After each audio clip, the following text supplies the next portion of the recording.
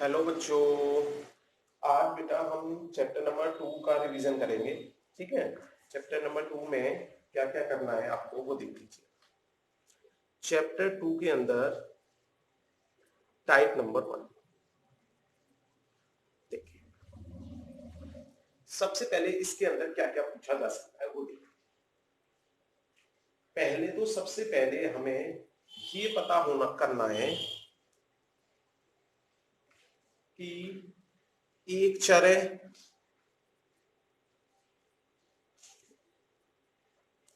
दो चर, तीन चर या और अधिक। ये चर अचर ये शब्द आएंगे। थोड़ा सा परिभाषा बता देता हूं मैं। चर का मतलब जो बार बार चेंज हो सके, जिसका मान हम मतलब अगर देसी भाषा में हम देखें कि जैसे मान लो हमने कहीं किसी गाय को छोड़ दिया तो वो कहीं भी चढ़ सकती है। मैं रिलेट कर रहा हूं, इसे कोई कंसेप्ट नहीं है मैथ का, केवल याद हो जाए तुम्हें उसलिए कंसेप्ट बनाया है। चर का मतलब कहीं भी चढ़ सकती है वो। ठीक है। तो इसका मतलब ये है कि चर की वैल्यू वो हो सकता है यहां से घास खाए, हो सकता है उस कोने से खाए या और पीछे की साइड से खाए, कहीं से भी खा सकती है। तो वो ही चर है। चर का मतलब जिसकी वैल्यू बार बार बदल सकती है। अचर का मतलब जिसकी वैल्यू नहीं बदलेगी। तो चर इंग्लिश में बोलते हैं इसको वेरिएबल। आप देखो इंग्लिश में नाम देख लो, वेरी, जो बार बार चेंज हो सके, वेरी कर सके। ठीक है। अचर का मतलब होता है, इंग्लिश में बोलते हैं इसको कांस्टेंट। ठीक है। इसका मतलब होता है फिक्स। जैसे मान लो 5, 5 का मतलब 5 है। हर हमने बोला 5 तो मतलब 5 का मतलब हर इंसान मतलब निकाल लेगा कि 5 का मतलब केवल एक फिक्स अमाउंट है 5। मैंने कहा 5 रुपए, 5 केले, 5 आम, तो मतलब एक नॉर्मल फिक्स अमाउंट है कि 5 का मतलब वो 5 होते हैं काउंटिंग में। अब लेकिन अगर मैंने कहा 5x, 5 का तो मल्टीप्लाई तो हो रहा है कोफिशिएंट से, लेकिन x का मतलब x का कुछ भी मतलब हो सकता है, वेरी करेगा वो क्या करेगा, चर करेगा। तो इसलिए इसका नाम है चर। और अचर का मतलब ये। अब 5x में अगर 5 को हम चाहें तो अचर कह सकते हैं, कोफिशिएंट कहते हैं वैसे इसको, लेकिन अचर में भी आ जाता है।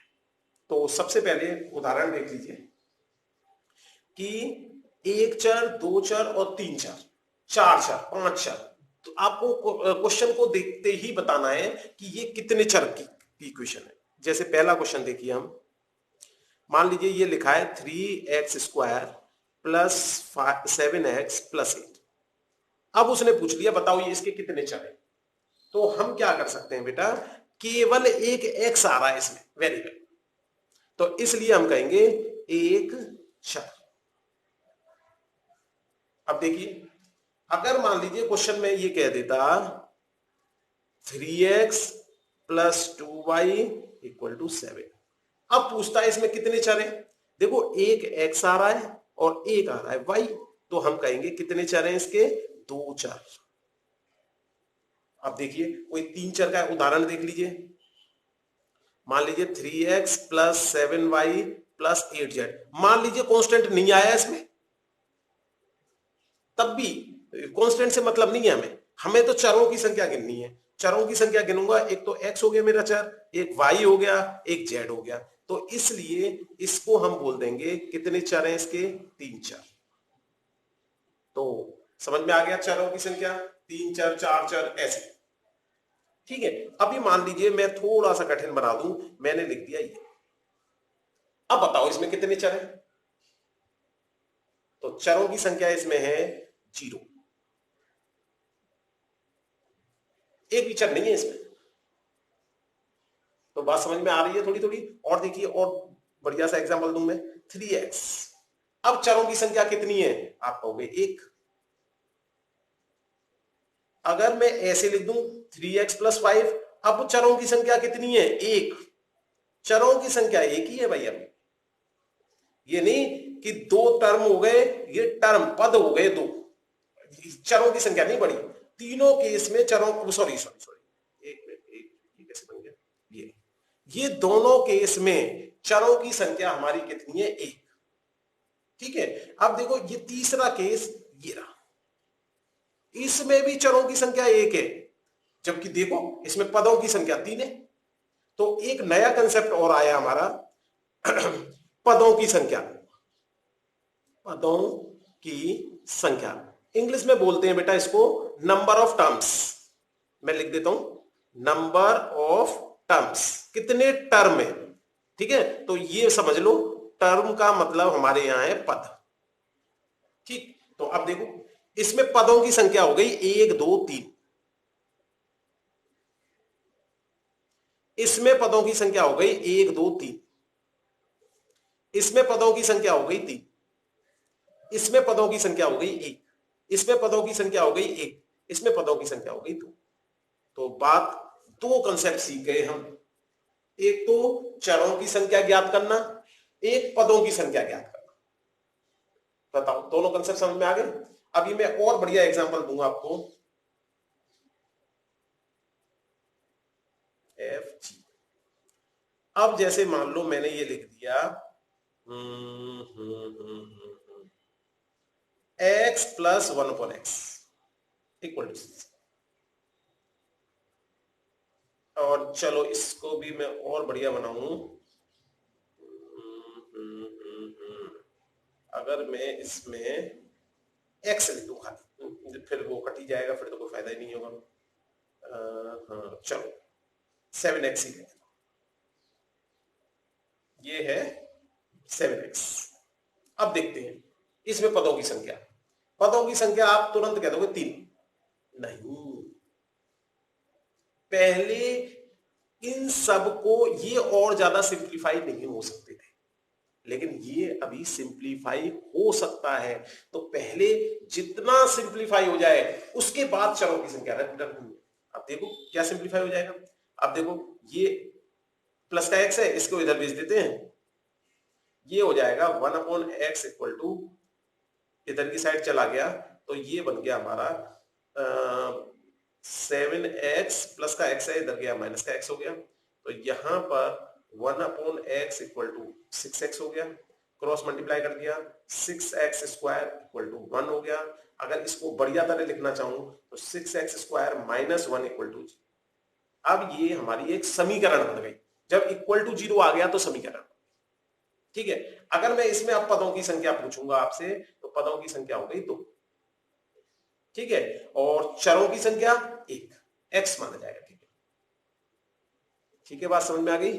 चलिए, अच्छा ये कट गया, ये लीजिए। अब देखिए इसके बाद सेकंड कंसेप्ट आता है हमारा पावर, घात। पावर, इसको हिंदी में बोलते हैं हम बेटा घात। ठीक है, देखिए इसमें क्या होगा, जैसे मान लीजिए उदाहरण से समझते हैं, 3x square plus 5x plus 7। हमने पूछा घातों की संख्या कितनी है, आप कहोगे 1। घात इसमें कितनी है? देखो बेटा, सबसे पहली बात, घात हम जब ही बता सकते हैं highest positive integer. Highest positive integer कहते हैं, और जीरो भी चल जाता है तो केवल इंटीजर कह देते हैं, नेगेटिव नहीं चलता। हाईएस्ट पॉजिटिव इंटीजर, ठीक है, हाईएस्ट पॉजिटिव इंटीजर का मतलब निकलता है कि देखते हैं इसमें, अब इसमें एक्स जो चर की घात है, चर की दिखते हैं, अचर की नहीं, चर की घात सबसे बड़ी वाली क्या आ रही है? 2, तो इसकी घात बन जाएगी हमारी डिग्री। इंग्लिश में बेटा बोलते हैं इसको डिग्री। ठीक है, इसकी डिग्री कितनी हो जाएगी हमारी? पावर कहते हैं या डिग्री, तो टेक्निकल शब्द तो हमारा डिग्री है। तो इसकी घात हमारी कितनी हो जाएगी? 2। अब जरा इसको देखो,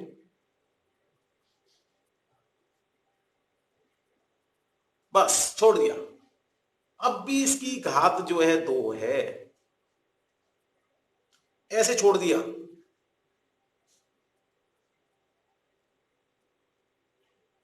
अब भी इसकी घात 2 है, ऐसे छोड़ दिया, इसकी घात अब भी कितनी है हमारी, 2 ही है। तो बात समझ में आ गई, मतलब पदों की संख्या से घात का कोई मतलब नहीं, ठीक है। तो घात जो है हम केवल बहुपद की बताएंगे, और बहुपद की भी घात जो है वो कैसी होनी चाहिए हमारी, पॉजिटिव इंटीजर होनी चाहिए, जीरो भी चल जाता है, ये ध्यान रखना, पॉजिटिव इंटीजर चलेगा, जीरो भी चलेगा। देखो और एग्जांपल, अभी मान लीजिए मैंने लिख दिया केवल ये, अब मैं कहूं इसकी घात क्या है, बड़ा कठिन क्वेश्चन भाई, इसमें तो चल आ ही नहीं रहा, घात कैसे बताएं हम। देखो बेटा, आपको अच्छी तरह याद है, इसको मैं अगर 8 इंटू 1 लिख दूं तो मैंने कोई पाप कर दिया क्या, 8 को 8 इंटू 1 8 नहीं होता, होता है। अब आपको ये भी याद है, मैंने बताया था किसी रियल नंबर की पावर यदि जीरो हो जाए, अगर x हमारा रियल नंबर है उसकी पावर जीरो हो गई तो क्या बन जाएगा, 1, तो 1 की जगह मैं ऐसे भी लिख सकता हूं। अब इसमें चर की हाईएस्ट पावर, हाईएस्ट जो घात है वो क्या है, जीरो, तो इसलिए इसकी जो डिग्री है वो क्या मानी जाएगी, जीरो। तो सभी अचर संख्याओं की, ये अचर संख्या हो गया, चर और अचर बताया था अभी थोड़ी देर पहले, कांस्टेंट हो गया था, जब मैंने 5 का एग्जांपल दिया था, अब ये 8 हो गया, एक फिक्स वैल्यू है 8, तो इसलिए इस सभी अचर, केवल अचर अगर संख्या आ रही है तो उनकी घात क्या हो जाती है, जीरो। केवल छोड़ना पड़ेगा किसको, जीरो को। अगर मैं केवल इस क्वेश्चन में, देखो कितना बढ़िया एग्जांपल, केवल जीरो दे देता, अब जीरो को हमने लिखा 0 इंटू 1, हमने कहा भाई इसको हम लिख सकते हैं 0 इंटू एक्स की पावर 0, हमने कहा भाई ये तो इस हिसाब से तो जीरो आनी चाहिए, लेकिन भाई ये भी तो बता रखा है आपको कि यदि किसी संख्या को जीरो से मल्टीप्लाई करेंगे तो वो लास्ट में क्या बन जाएगी, जीरो। तो इसलिए बाकी के सारे नंबर्स की हमारी जो अचर संख्या है, जो घात है वो कितनी बन जाएगी, जीरो। जीरो की घात जो है अपरिभाषित हो जाएगी,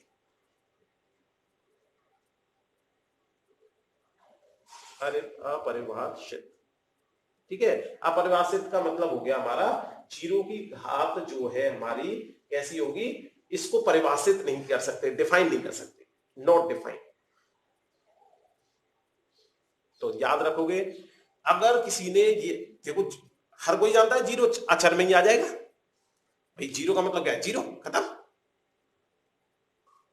लेकिन 1 2 3 4 ये अचर में आएंगे तो घात कितनी है इनकी, जीरो।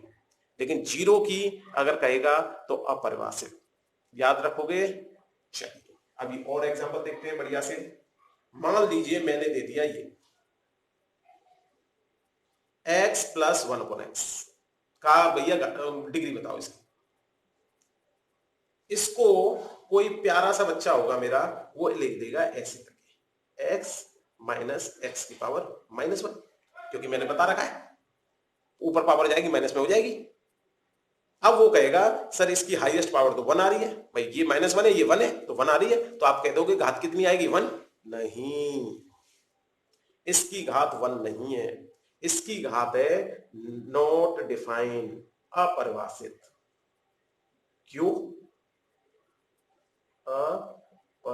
अपरिभाषित, ठीक है भाई, क्यों भाई, क्योंकि यहां पर हमने आपको बताया था हमारी जो है वो क्या है, पॉजिटिव इंटीजर होना चाहिए, जीरो भी इंक्लूड है इसमें, जीरो भी चल जाएगा, पॉजिटिव इंटीजर होना चाहिए, पॉजिटिव में चल जाएगा वो, ठीक है। तो पॉजिटिव इंटीजर में जीरो चल जाएगा, यहां पर पावर जो है वो तो ठीक है, लेकिन एक्स की सभी पावर्स जो अचर संख्या है उसकी सभी पावर हमारी पॉजिटिव इंटीजर में होनी चाहिए, जीरो भी चलेगी और साथ में पॉजिटिव इंटीजर। लेकिन यहां पर एक पावर हमारी किसमें आ रही है, नेगेटिव इंटीजर, इसलिए ये अपरिभाषित है, इसकी घात हम बता नहीं सकते। समझ में आ रहा है। अभी और लो बढ़िया क्वेश्चन, अभी मान लीजिए क्वेश्चन ऐसे बना दिया मैंने, रूट ऑफ एक्स अब इसकी घात जो है हमारी 1/2 हो गई। ये बोलना मैंने सिखाया है आपको रूट वाले क्वेश्चन में, ठीक है। अब ये क्या पॉजिटिव इंटीजर है, इंटीजर मतलब पूर्णांक चाहिए, पूर्णांक तो है नहीं, ये तो भिन्न में आ गया, तो इसलिए ये जो है ये घात भी हमारी कैसी हो जाएगी, नॉट डिफाइंड, ये भी अपरिभाषित हो जाएगी। तो समझ में आ गई घात निकालना। तो हम क्या क्या सीख गए, घात निकालना सीख गए, और साथ में एक काम हम करना यहां पे सीखे थे, चर कितने हैं, चरों की संख्या ज्ञात करना, ठीक है। एक चर है, दो चर है, तीन चर है, दो काम चीज सीख गए।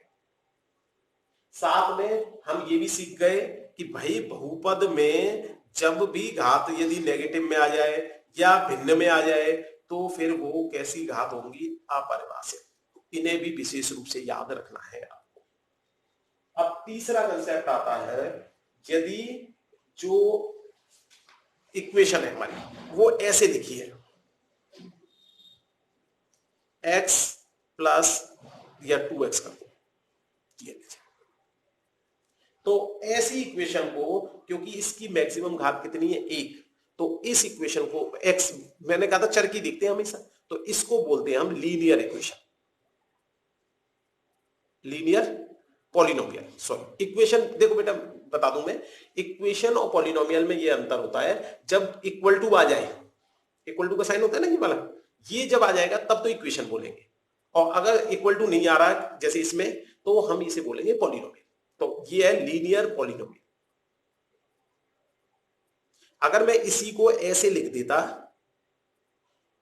तो अब ये लीनियर इक्वेशन बन जाता। तो पॉलिनोमियल में और इक्वेशन में थोड़ा अंतर याद रखना कि बेटा कब इक्वेशन होगी और कब हमारा पॉलिनोमियल। अगर ये ऐसे करके भी लिखा होता हमारा -1, तब भी ये, क्योंकि इक्वल टू आ गया ना, तो ये लीनियर इक्वेशन ही हो जाएगी। लीनियर क्यों है, क्योंकि चर की घात हमारी क्या है, चर की घात 1 है, इसलिए लीनियर। इंग्लिश में अगर मैं बोलूंगा तो जो मेरा वेरिएबल है उसकी जो पावर है वो कितनी है, 1, इसलिए मैंने इसको लीनियर बोला। तो लीनियर समझ में आ गया। अब क्वाड्रेटिक कैसे बोलेंगे, देखिए बेटा, क्वाड्रेटिक के लिए मान लीजिए जैसे ये ले लीजिए सिंपल सा एग्जांपल, ये, तो इसे बोलेंगे हम क्वाड्रेटिक, QUA, क्वाड्रेटिक। अब क्योंकि इक्वल टू नहीं आया तो पॉलिनोमियल, ठीक है। अगर इक्वल टू आ जाता, ये क्वेश्चन ऐसे बन जाता, ये क्वेश्चन ऐसे बन जाता, ये क्वेश्चन ऐसे बन जाता, ठीक है। ये क्वेश्चन ऐसे बन जाता, इधर कोई जीरो कर दो आपकी बात। ये सभी के सभी, ये चारों की चारों बन जाती क्वाड्रेटिक इक्वेशन, क्योंकि घात तो इन सब में 2 है। इक्वल टू आ गया तो इक्वेशन, इक्वल टू नहीं आया तो पॉलिनोमियल। अच्छी तरह याद रखो इसे। अब क्यों कहा है क्वाड्रेटिक, कब यूज करना है हमें शब्द, जब घात कितनी हो हमारी 2, मतलब घात का मतलब क्या हो गया, पावर 2। जब भी पावर हमारी 2 होगी तो हम, या डिग्री 2 होगी, डिग्री भी कह सकते हैं बेटा, ठीक है। तो हम कह सकते हैं डिग्री 2 है, तो इसलिए ये क्या बन गई, क्वाड्रेटिक। एक बनती है हमारी क्यूबिक, अगर ऐसे करके बन जाए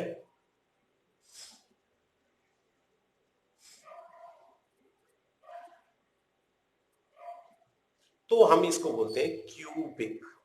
चल हिंदी नहीं बताई ना, चलो हिंदी में बता देते हैं, इसे बोलते हैं हम रेखिक, ठीक है, रेखिक।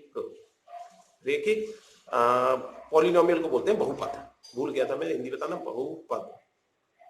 चल इसको बोलते हैं हम द्विघातीय, द्विघात मतलब द्वि मतलब 2, द्विघात बहुपद, ठीक है। अगर इक्वेशन आ जाएगा तो इसको बोलेंगे रेखिक समीकरण। इक्वेशन का मतलब क्या होता है? समीकरण। तो ऐसे करके इसकी भी हिंदी याद कर लेंगे। क्वाड्रेटिक इक्वेशन की हिंदी क्या हो जाएगी? दो घात समीकरण। तो अब तो समझ में आ गया होगा कि जब भी इक्वेशन आएगी तो हम क्या बोलेंगे? समीकरण। और पॉलिनोमियल आएगा तो बहुपद, रेखिक होगा, क्वाड्रेटिक होगा या क्यूबिक। Cubic polynomial. अब समझ में आ गया क्यूबिक पॉलिनोमियल। ये ऐसा भी हो सकता है, ये ऐसे भी हो सकता था, केवल ऐसे। भाई हाईएस्ट पावर तो हमारी 3 है ना, वो तो ये कह रहा था यदि घात हमारी 3 है तो हम इसका नाम क्यूबिक पॉलिनोमियल बोलेंगे। अब इसमें भी 3 घात है, इसमें भी 3 घात है, हाईएस्ट पावर देखते हैं। ऐसे हो जाता, केवल ऐसे करके लिख देता। भाई इसमें x का टर्म गायब हो गया, लेकिन हमें उससे कोई मतलब नहीं है, हमें तो हाईएस्ट पावर देखनी है।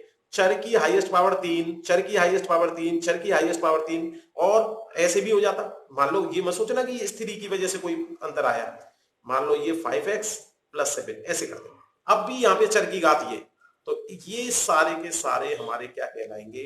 Cubic polynomial. हिंदी में बोलते हैं बेटा त्रिघात, त्रिघात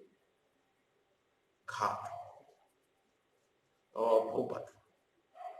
तो तीसरा कंसेप्ट समझ में आ गया अच्छी तरह कि भाई कब लीनियर होगा, कब क्वाड्रेटिक होगा, कब क्यूबिक।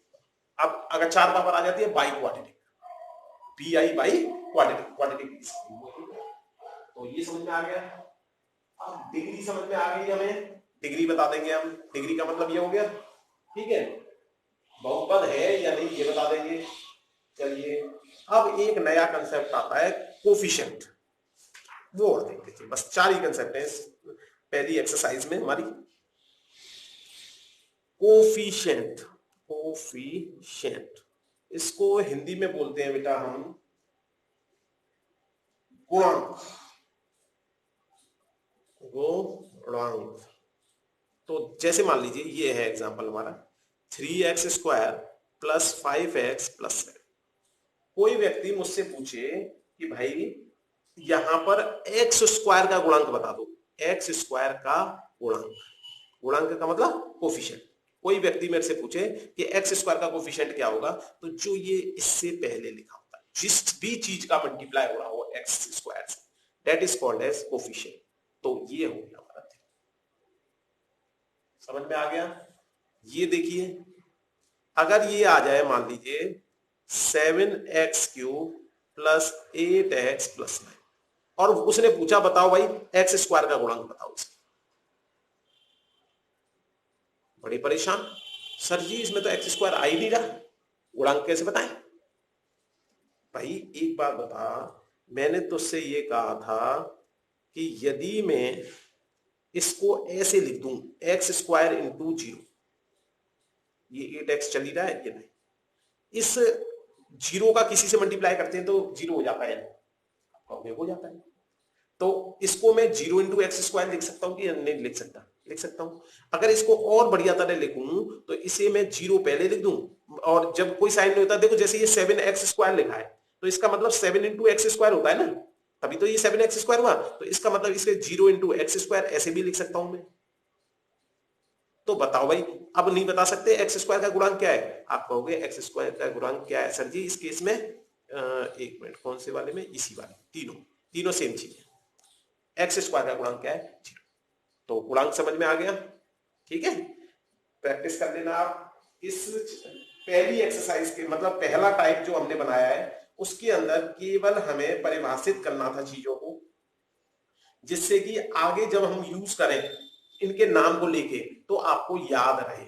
Thank you.